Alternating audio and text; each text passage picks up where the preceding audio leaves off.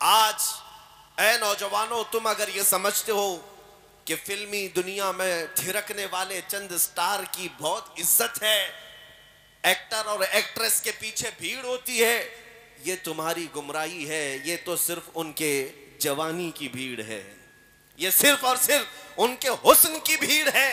इनको बूढ़ा हो लेने दो, इनके बुढ़ापे में देखो फिर कितने लोग इनके फैन होते हैं, कितने इनके फॉलोअर होते हैं, कौन इनके पीछे चलता है। अरे जहां बुढ़ापा आया उनकी नौकरी भी छूट जाती है, उनको अब पर्दे सीमी पर टेलीविजन पर जगह भी नहीं मिलती। बूढ़े हो जाने के बाद अब नौजवानों की भीड़ उनके पास नहीं। क्यों? वो तो सिर्फ चेहरे के गाजे के जरिए से लोगों को अपनी तरफ माहिल कर रहे थे। लेकिन मेरे मुस्तफ़ा के गुलामों का हाल ये है, नबी पाक का गुलाम जितना बूढ़ा होता है उतनी इज्जत भी बढ़ जाती है। सुभान अल्लाह, जितने बूढ़े होते हैं उतनी इज्जत में इजाफा ही होता है। यहाँ नबी पाक सल्लल्लाहु अलैहि वसल्लम की गुलामी में इज्जत की कमी नहीं है, बस समझने की देर है। आज मैं तुम सबको यही बात बार बार अर्ज करूंगा कि अल्लाह ताला ने कुरान में जो फरमाया उस पर यकीन करो। वलिल्लाहिल इज्जतु वलिरसूलिही वलिलमुमिनीन, इज्जत अल्लाह के लिए है और रसूल के लिए है और ईमान वालों के लिए। सुभान अल्लाह, सुभान। ईमान वालों के लिए इज्जत है। तुम दर दर की ठोकरें आज जो खा रहे हो या इधर उधर इज्जत तलाश कर रहे हो, बहुत बड़ी खता पर हो, बहुत बड़ी खता पर हो। अगर कोई ये समझता है हुजूर पाक सल्लल्लाहु ताला अलैहि वसल्लम की सुन्नतों पर आ जाने से इज्जत में कमी आएगी, ऐ दुश्मन अकल जरा देख तो सही, ये दाढ़ी और ये टोपी और ये जुब्बे वाले को इतना बड़ा मिंबर दिया क्यों गया है? क्या बात है, वाह वाह। तुम्हारी आंखों के सामने इतनी ऊंचाई पर इन सबको बिठाया क्यों गया है? क्या ये बड़े बड़े पैसे वाले हैं इसलिए ऊपर बिठाया गया? ये इज्जत तुम्हें देखनी होगी, नहीं सिर्फ इसलिए बिठाया गया है कि ये नबी पाक सल्लल्लाहु अलैहि वसल्लम के कदमों से वाबस्ता जमात, सुभान अल्लाह, हुजूर पाक के नाइबीन की जमात है जो दुनिया में मुस्तफा करीम से वाबस्ता हुआ। उसके लिए यहाँ मिंबर है, तो फिर क़यामत में तो इज्जत और देखनी है। अर्श हक है मसनद रिफात रसूलुल्लाह की देखनी है, हश्र में इज्जत रसूलुल्लाह की। सुभान अल्लाह, सुभान। मेरे अजीजों, जिन नौजवानों ने आज धोखा खाया और उन लोगों से आज फिर मैं कहता हूं वापस आ जाओ, पलट करके आ जाओ। नबी पाक सल्लल्लाहु अलैहि वसल्लम के अगर गुलाम हो तो पूरे के पूरे गुलाम बनो, पूरे के पूरे हो जाओ। क्या बात? क्यों यहूद और नसारा की तकलीद पर तुम आज अपनी जिंदगी के शब रोज गुजार रहे हो? तुम्हें क्या हासिल हो रहा है? कुछ नहीं सिवाय तुम्हारे टूटने बिखरने के। एक बात मैं आपको बताऊं, जितना बंदा नबी पाक सल्लल्लाहु अलैहि वसल्लम से दूर होता जाएगा उतना बुज़दिल बनता जाएगा। अल्लाह अल्लाह। बुज़दिल, कायर।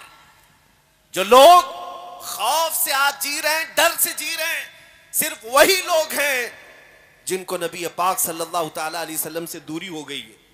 वरना मेरे आका सल्लल्लाहु अलैहि वसल्लम के कदमों में रहने वाला पूरे तूफानों से भी कभी नहीं घबराता। क्या बात? कभी नहीं डरता, ना वो पहाड़ों की चट्टानों से, बल्कि हमारे असलाफ का हाल तो यही है। दश्त तो दश्त है, दरिया भी न छोड़े हमने, बहरे जुल्मात में दौड़ा दिए घोड़े हमने। दी अजाने कभी यूरोप के कलीसाओं में तो कभी अफ्रीका के तपते हुए सहराओं में।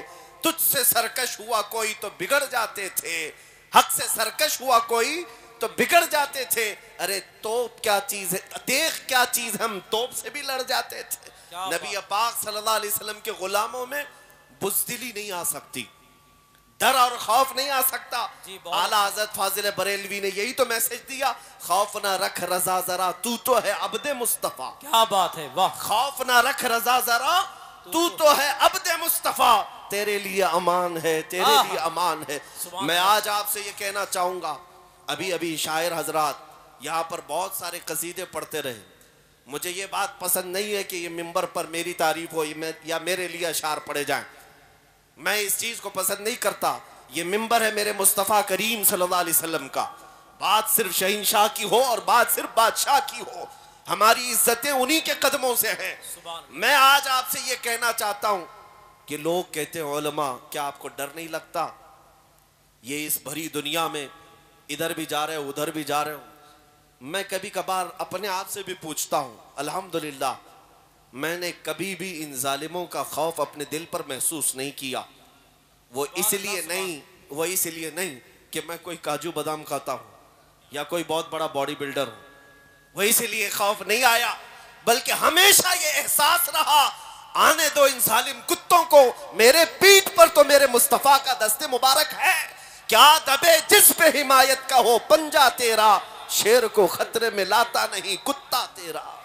सुभान अल्लाह। नारे तकबीर, नारे रिसालत, शहीद आजम कॉन्फ्रेंस, मसलके आला हजरत, उलमाए अहले सुन्नत। मेरे अजीजों, आपके अंदर ये बुज़दिली की अगर कहीं से कोई बू भी आती है तो उसे निकाल फेंको, इसलिए कि नबी पाक के गुलामों किसी मुजरिम कौम से तुम्हारा कोई वास्ता नहीं है।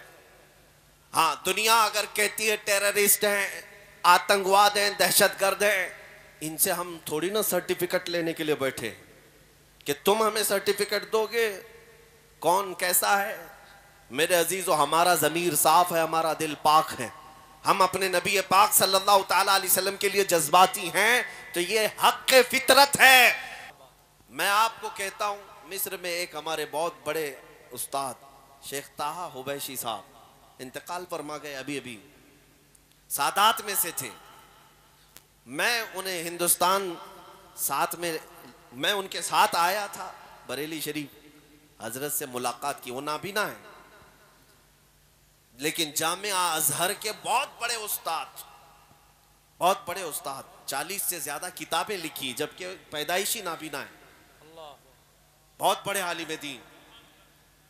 और हुजूर ताजुश शरिया रहमतुल्लाह ताला अलैह से मुलाकात करके जब मिस्र वापस गए, मुझे बुला करके उन्होंने एक बात कही थी, कहा बेटा तुम्हारे शेख के पास एक अत्तर है जो वो खुशबू लगाते हैं, शायद वो हिंदुस्तान में मिलती है, मुझे वो लाकर दो। सुभान अल्लाह। सुभान। ऊद हजरत जो इस्तेमाल फरमाते, मैं आया, हजरत से कहा कि हजरत शेख ताहा हुबैशी साहब वो अत्तर मांगते हैं जो आप लगाते हैं। आपने हुक्म फरमाया, मुंबई में हजरत के एक मुरीद थे, कहा उनसे कहो वो दिलाएंगे, वो लेकर जाओ और हदियतन पेश करो। काफी महंगा अत्तर था। सुभान अल्लाह। मैं खुद वो शीशी लेकर गया और शेख ताहा हुबैशी साहब को पेश किया कि हजरत ने आपको हदिया पेश किया है, जो अत्तर आपने मांगा था। उन्होंने लगाया, खुशबू लगाई और उसके बाद कहा ये वो नहीं है जो मुझे चाहिए था, हाय हाय, क्या वो बात कोई और अत्तर लगाते हैं। क्या बात है। मैं दूसरी छुट्टी में फिर आया, हजरत से कहा कि वो कह रहे हैं ये अत्तर नहीं है, आप कोई और अत्तर लगाते हैं। हजरत ने फरमाया ठीक है, वो भी भेज दें। फिर दोबारा एक और कीमती अत्तर मेरे ही हाथ से भेजा गया। मैं लेकर के वो जब पहुंचा उस शेख आजम के पास, उन्होंने वो लगाया, कहा बेटा अब मत बोलना जाकर, ये भी वो अत्तर नहीं है जो मुझे चाहिए था। अल्लाह अल्लाह। अब मत कहो, बार बार तकलीफ में मत डालो। तो मैंने पूछा कि हुजूर बताएं तो सही कैसी थी वो खुशबू, क्या है। उन्होंने बात कही, अपना वाकया बताया। सन 1986 में, 1986 की बात कर रहे हैं, मैं हज के बाद मदीने तैयबा की हाजिरी के लिए गया था। शेख ने फरमाया रोज़े रसूल की हाजिरी के वक्त मुझे जालियों के अंदर से खुशबू आई और काफी देर तक वो खुशबू थी। मैंने वहां के मकामी लोगों से पूछा,